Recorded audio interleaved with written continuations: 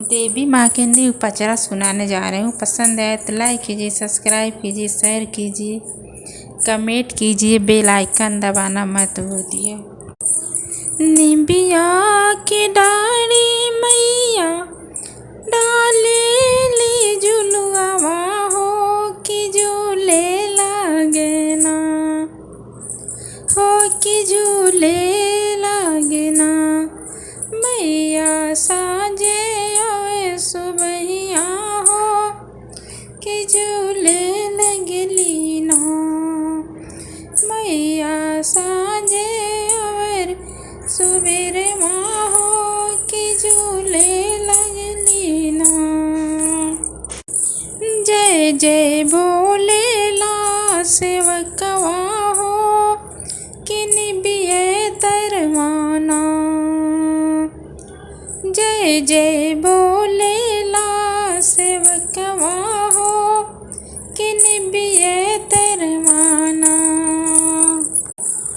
भैरो भैया लखे जगावेले कि निबिये तरवाना। सेनुरा सलामत रही मांगे सोहगिनिया हो किया चेरा में ना, हो किया चेरा में ना।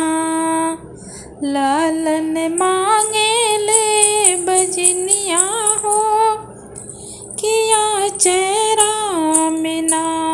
लालन मांगे ले बजनिया हो किया चेरा में ना।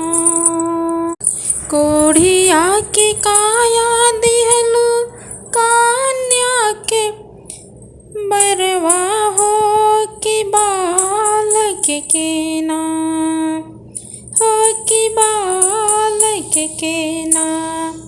दिहलु बुद्धि और विद्या हो कि बालक के ना। बजनी खिलावे मैया गोदी में ललनवा हो कि कोड़िए जलना, हो कि कोड़िए जलना। काया लेके सुंदर हो कि कोड़िए जलना।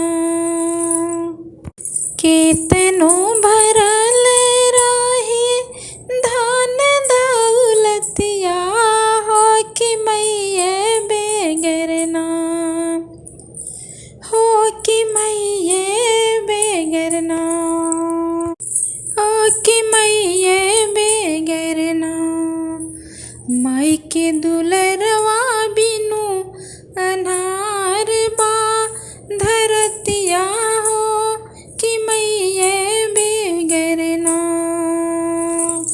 सुने बाटे धरतिया हो कि मैये बेगरना।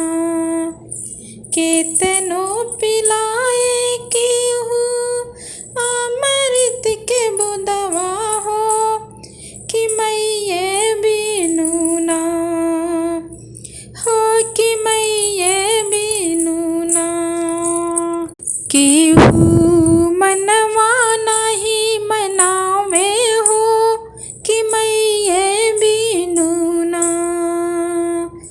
निबिया की दाढ़ी मैया डालली झुलुआवा हो कि झूले लागे ना।